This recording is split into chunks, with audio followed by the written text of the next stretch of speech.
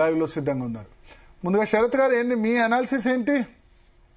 Government 2 years complete చేసుకుంది నిన్నటితో. Sir, ఒక విషయం ఏంటంటే, ఫస్ట్ ఆఫ్ ఆల్ తెలంగాణ ప్రజలకి మీ ఛానల్ ద్వారా ఒకసారి ఐఎమ్ టెండరింగ్ మై అపాలజీ. ఎందుకంటే నేను ఎన్నో ఆశలతోని అంటే జనరల్ గా వామపక్ష భావజాలం ఉన్న వ్యక్తినైనా కొంత కాంప్రమైజ్ అయ్యి కాంగ్రెస్ పార్టీలో మల్లికార్జున ఖర్గే నేతృత్వంలో చేరినాను సార్. ఎప్పుడు, ఏ రోజు చేరారు మీరు? నేను అక్కడ ఢిల్లీలో చేరినాను కాంగ్రెస్ పార్టీ. ఎప్పుడు అంటే ఎలక్షన్ కి ఎన్ని నెలల ముందుగా? సార్ నేను ఫిబ్రవరిలోనే చేరినాను, మార్చిలో. సారీ. సో ఇప్పుడు క్షమాపణ ఎందుకు? కాంగ్రెస్ లో చేరి కాంగ్రెస్ కోటేమన్నందుకు క్షమాపణ చెప్తున్నారా, అంతేనా? Yes, exactly. అయితే విషయం వినండి దయచేసి. అంతేకాదు, కాలుకు బల్పం కట్టుకొని తిరిగినాం. యాక్చువల్లీ ఈ తెలంగాణ అంటే రేవంత్ రెడ్డి ప్రభుత్వం రావడంలో, తర్వాత కేసీఆర్ ప్రభుత్వం చేసిన దమనకాండని, తర్వాత దుర్మార్గాలని ఎక్స్పోజ్ చేయడంలో we have played a pivotal role. అది ఎవ్వరూ కాదనలేరు, ఎవరు దాన్ని విస్మరించలేరు. ఎందుకంటే ఆనాడు ఉన్న పరిస్థితులలో కూడా ఆ దౌర్జన్యం భరించరాకుండా ఉండే. కాకపోతే ఎట్లుందంటే, దుడ్డలు తినేవాడు పోతే దున్నలు తినేవాడు వచ్చినాడు అన్నట్టుగా ఇంకా నీచాతి నీచమైన పరిపాలనను ఈ రాష్ట్రంలో తీసుకొచ్చినందుకు ఎంతో కొంత బాధ్యత నాకుంది. కాబట్టి నేను తెలంగాణ ప్రజల్ని ఫస్ట్ ఆఫ్ ఆల్ అపాలజీ అడుగుతున్నాను. ఎందుకంటే మళ్ళీ రేపు భవిష్యత్తులో ఎవరు ఏమన్నది కదా అంటే, మీరు ఆనాడు ఆ పాటలో ఉండరు, ఈనాడు ఈ పాట, అట్లా కాదు. ప్రజలకు జవాబుదారీతనం గల ప్రభుత్వం వస్తుంది, ప్రజా సంక్షేమం గురించి ఆలోచిస్తుంది, ప్రజాస్వామ్యం వెలువరిస్తుంది, ఒక విలువలతో కూడిన రాజకీయం జరుగుతుంది అని అనుకున్నాం. ఎందుకంటే నేను ఒక జర్నలిస్ట్ గా ఉన్న రోజులలోనే రాజీవ్ గాంధీ గారి నేతృత్వంలో త్రూ 52nd అమెండ్మెంట్ యాక్ట్ ద్వారా యాంటీ డిఫెక్షన్ లా అనేది తీసుకొని వచ్చినారు. తర్వాత యాంటీ డిఫెక్షన్ లా యొక్క మూల ఉద్దేశము రాజకీయాలలో విలువలతో కూడిన రాజకీయం. కేసీఆర్ చేసినటువంటి ఆ పార్టీ ఫిరాయింపులను నిరసిస్తూ, పార్టీ ఫిరాయించిన వ్యక్తుల్ని రాళ్లతో కొట్టండి, నేను నేతృత్వం వహిస్తా, అది ఇది అని చెప్పిన వల్ల కొంత వ్యామోహానికి గురైన. అంటే ఇక నుంచి అయినా భవిష్యత్తులో కూడా విలువలతో కూడిన రాజకీయాలు ఉంటాయి, సిద్ధాంతానికి ఒక వాల్యూ ఉంటుంది. ఎలక్షన్ మేనిఫెస్టో అనేది ఒక పవిత్రమైన వ్యవహారంగా ఉంటుంది, దాన్ని తప్పకుండా పరిగణలోకి తీసుకుంటారు. నిజంగా ప్రజాస్వామ్యయుత భరితమైనటువంటి పాలన వస్తుంది అని ఊహించాం. అయితే రేవంత్ రెడ్డి ముఖ్యమంత్రి అవుతాడని ఆనాడు రవ్వంతా కూడా కాంగ్రెస్ పార్టీ ఒక హింట్ ఇవ్వలేదు సార్. ఏ రకం కూడా రేవంత్ రెడ్డి పేరునే ప్రొజెక్ట్ చేసి ఉండి ఇతనే ముఖ్యమంత్రి అవుతాడు. పిసిసి అధ్యక్షుడుగా ఆయన ఉండే. సరే, పిసిసి అధ్యక్షుడిగా ఉంటే మరి అక్కడ శివకుమార్ కర్ణాటకలో పిసిసి అధ్యక్షుడిగా ఉన్నా కూడా పక్కకు పెట్టేసేసి అక్కడ సిఎల్పి లీడర్ సిద్ధరామయ్య ఉన్నారు. Siddaramaiah already 2 times chief minister, 1 time. కాదు సార్, 2 సార్లు ముఖ్యమంత్రిగా పనిచేశారు. ఒక్క నిమిషం భరత్ గారు. Congress came on a plank of జిస్నా హిస్సేదారి జిత్నా ఆబాది ఉత్నా హిస్సేదారి అనుకుంటూ వచ్చింది. రాహుల్ గాంధీ గారు భారత్ జోడో యాత్రలో ఏం చెప్పినాడు? బీసీలకు, ఎస్సీలకు, ఎస్టీలకు సముచితమైనటువంటి స్థానం కల్పిస్తాము, వాళ్ల నేతృత్వాల్లోనే వ్యవహారాలు జరుగుతాయి అనేటువంటి మాట చెప్పినాడు తప్ప, రేవంత్ రెడ్డి లాంటి ఒక దురహంకారపు రెడ్డిని తీసుకువచ్చేసేసి ఇక్కడ ముఖ్యమంత్రిని చేస్తాను అలా మనము రాష్ట్రంలో ఇంతవరకు ఎప్పుడు కూడా ఒక బీసీ ముఖ్యమంత్రిని చూడలేదు. రాహుల్ గాంధీ యొక్క మాటలలో ఒక బీసీ ఎస్సీలకు సముచితమైన స్థానం కలిగే వ్యవహారాలు జరుగుతాయని అనుకున్నాం. తర్వాత అప్పటికి సిఎల్పి లీడర్ గా ఉన్న భట్టి విక్రమార్క కూడా ఎలక్ట్ అయినాడు. ఆయన కూడా అక్కడ అసెంబ్లీలో అంటే ముఖ్యమంత్రి బాధ్యతలు అప్పగిస్తే చేపట్టడానికి సిద్ధంగా ఉండే. నిజానికి భట్టి విక్రమార్క హోప్డ్, ఎందుకంటే పాదయాత్ర చేసినాడు, రకరకాలుగా ప్రజలను దగ్గరికి చేసినాడు, ఎన్నో రకాల కార్యక్రమాలు చేసినాడు. దళితుడికి ముఖ్యమంత్రి పదవి వస్తే వచ్చే అవకాశాలు కూడా ఉండే, కాంగ్రెస్ పార్టీకి అంత ఔదార్యం ఉంటే. కానీ అట్లా కాకుండా రేవంత్ రెడ్డి అనే ఒక మాటకారిని తీసుకువచ్చేసేసి ముఖ్యమంత్రి చేసిన తర్వాత ఏం జరిగిందంటే, కాంగ్రెస్ అంటే తెలంగాణ ప్రజలకు ఓన్లీ మాటలతోనే కడుపులు నిండినాయి. మీరు అంటే ఫస్ట్ ఒక ఇంట్రొడక్టరీ పార్ట్ లో మీరు ఏం చెప్పినారు? రైతు రుణమాఫీ, రైతు భరోసా అనేటువంటి ప్రోగ్రామ్స్, తర్వాత 2 సంవత్సరాలు చాలా తక్కువ పీరియడ్ అన్నారు. నేను మీకు ఒక చిన్న విషయం చెప్పాలి. అమెరికాలో అధ్యక్షుడి పదవి కాలం 4 సంవత్సరాలే. అక్కడ 1 year లోనే అప్రైజల్ చేస్తారు.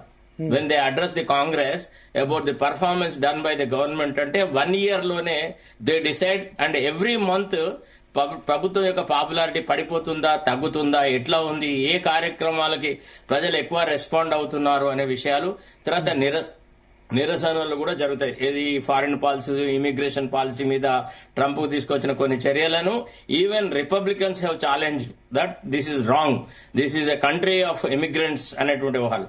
అటనే 5 సంవత్సరాల కాలంలో 2 సంవత్సరాలు చిన్న పీరియడ్ అని అంటే అది నమ్మశక్యం కాదు, అది యాక్సెప్టబుల్ కాదు. ఫస్ట్ పాయింట్, రుణమాఫీ 20,000 కోట్లతో చేసినారు అని అన్నారు. నేను ఇప్పటికీ అడుగుతున్నాను, ఎప్పటి నుంచో అడుగుతున్నాను, జిల్లాల వారీగా ఈ రుణమాఫీకి అర్హుల జాబితా ఎంతమంది అర్హులున్నారు అంటే మండలాల వారీగా, తర్వాత జిల్లాల వారీగా, లేకపోతే ఆర్డీఓ అంటే రెవెన్యూ డివిజనల్ వారీగా గింతమంది ఉన్నారు, గింతమందికి చేసినాము, గింతమందికి చేయలేదు, గీ కారణాల వల్ల జరగలేదు, వీళ్లకు ఫలానా రకంగా చేస్తాం. ఒక ఎలిజిబుల్ పర్సన్ కి రుణమాఫీ జరగలేదు, వాడు ఎవరికి గ్రీవెన్స్ చెప్పుకోవాలా? ఎమ్మెల్యేలకైతే చెప్పుకునే ఆస్కారమే లేదు. ఎందుకంటే ఎమ్మెల్యేలు, ఆంధ్ర కాంగ్రెస్ ఎమ్మెల్యేలంతా దళారీలు, కాంట్రాక్టర్లు, గుత్తేదారులు. వాళ్ళకి అసలు ప్రజలతో సంబంధమే లేని అంత బేవార్స్ కాదు. First point. రెండోది, ప్రజలకు అందుబాటులో ఎవడూ లేడు. 2 విన్నారా? ఇప్పుడు ఆ మెకానిజం ఎక్కడ? రిడ్రెసల్ మెకానిజం ఎక్కడ? తర్వాత రైతు బంధు అనేటువంటి దాన్ని పెట్టుబడి సహాయం గురించి చాలా గొప్పగా చెప్పడం జరిగింది. ఎందుకంటే I have always appreciated KCR for inventing the procedure called Rythu Bandhu. పెట్టుబడి సాయం అనేది గ్రామీణ ప్రాంతాల్లో రైతు కుటుంబాల నుంచి వచ్చిన మనకు తెలుసు. అసలు పంటలు అంటే వర్షాకాలం మొదలైన తర్వాత, మృగశిర ప్రవేశం తర్వాత రైతులు అల్లల్లాడుతుంటారు.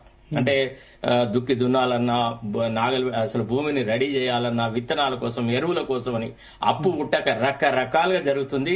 తర్వాత ఈవెన్ ఇందిరాగాంధీ కూడా 20 పాయింట్ ఫార్ములా లోపల తనఖా బ్యాంకుల ద్వారా ఎక్కువగా రైతులకు రుణాలు వచ్చేటువంటి కార్యక్రమాలు చేసింది. ఇది కాంగ్రెస్ కు తెలియంది కాదు, కాంగ్రెస్ యొక్క డిఎన్ఏలోనే ఇట్లా రైతులకు హెల్ప్ చేయాలా అనేటువంటి ఒక కార్యక్రమాలనే 20 పాయింట్ ఫార్ములా నుంచి చూస్తే. తర్వాత పదే తెలియని అజ్ఞాని కూడా కాదు, మళ్ళీ ఇందిరాగాంధీ నుంచి, నెహ్రూ నుంచి ఆయన వాళ్ళ వ్యవహారాలు చర్చిస్తూ రకరకాల వ్యవహారాలు మాట్లాడుతూ ఉంటాడు. ఆ పెట్టుబడి సహాయానికి మొదటే గండి కొట్టాడు. అసలు ఫస్ట్ గవర్నమెంట్ రాగానే రైతు బంధు ఇవ్వలేదు. దాన్ని ఏమన్నాడు? రైతు భరోసా చేసి 15,000 పర్ ఎకరం ఇస్తా అన్నాడు.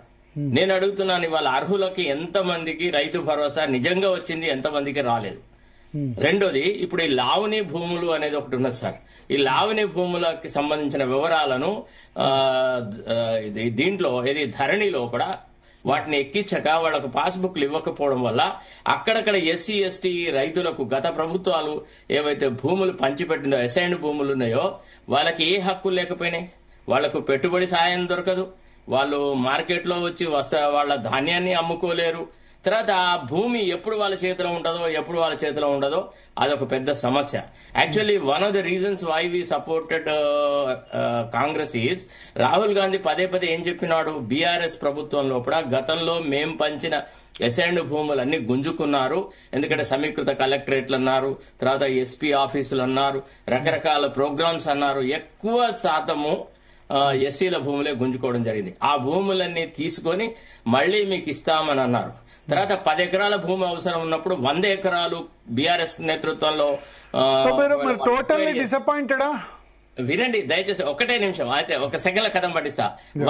10 ఎకరాలు అవసరం ఉన్నప్పుడు కేసీఆర్ ప్రభుత్వంలో కూడా 100 ఎకరాలు ఎక్వైరీ చేసినారు. రేవంత్ రెడ్డి 10 ఎకరాలు అవసరం ఉంటే 1000 ఎకరాలు ఎక్వైరీ చేస్తున్నారు. తర్వాత ఎక్కువగా దళితుల భూములనే ఎక్కువగా ఇప్పటి వరకు ఈ ప్రభుత్వం చెరబట్టింది సార్.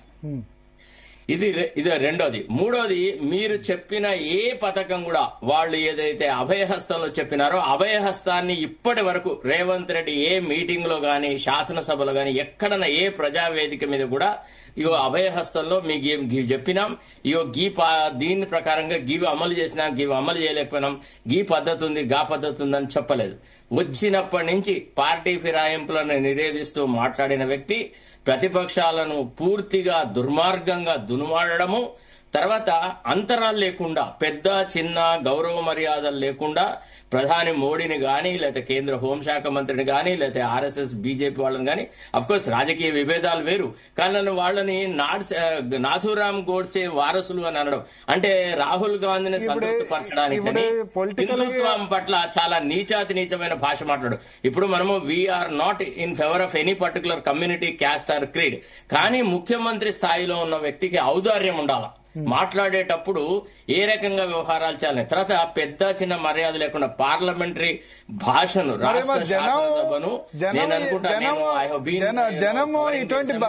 ఒక నిమిషం జనం ఇటువంటి భాష మాట్లాడడాన్ని హర్షిస్తున్నట్టున్నారు. మరి అట్లా భాష మాట్లాడితేనే ఎక్కువ చప్పట్లు పడుతున్నాయి, ఎక్కువ ఓట్లు పడుతున్నాయి. అది మీరు అంటున్నారు, ఎవరు అప్రిషియేట్ చేయట్లేదు. మేము గ్రామీణ ప్రాంతాల్లో చాలా చోట తిరిగినప్పుడు అయ్యా మనం కూడా మేము మా ఇంటి ముందుడే మార్కెట్ ఉంటది మా ఊళ్ళో. అది బీజేపీలో అయినా లేకపోతే కాంగ్రెస్ లో అయినా బీఆర్ఎస్ లో అయినా అట్లా మాట్లాడే వాళ్ళకి ఎక్కువ ఉన్నట్టుంది. వాళ్ళే గెలుస్తున్నారు, వాళ్ళే సోషల్ మీడియాలో ట్రెండింగ్ అవుతున్నారు, వాళ్ళే ఎమ్మెల్యేలుగా ఎంపీలుగా గెలుస్తున్నారు.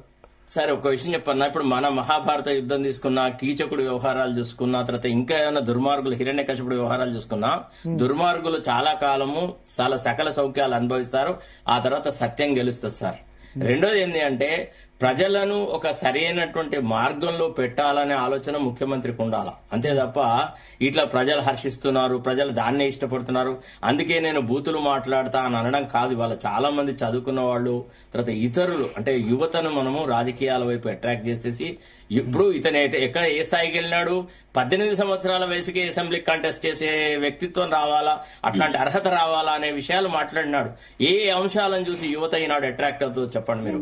ఈ ప్రభుత్వ పాలన చూసిన ఒకసారి రాకేష్ రెడ్డి గారు మిగతా వారి ఒపీనియన్ తీసుకొని మళ్ళీ మీ దగ్గరకు వస్తా. రాకేష్ రెడ్డి గారు నమస్తే అండి.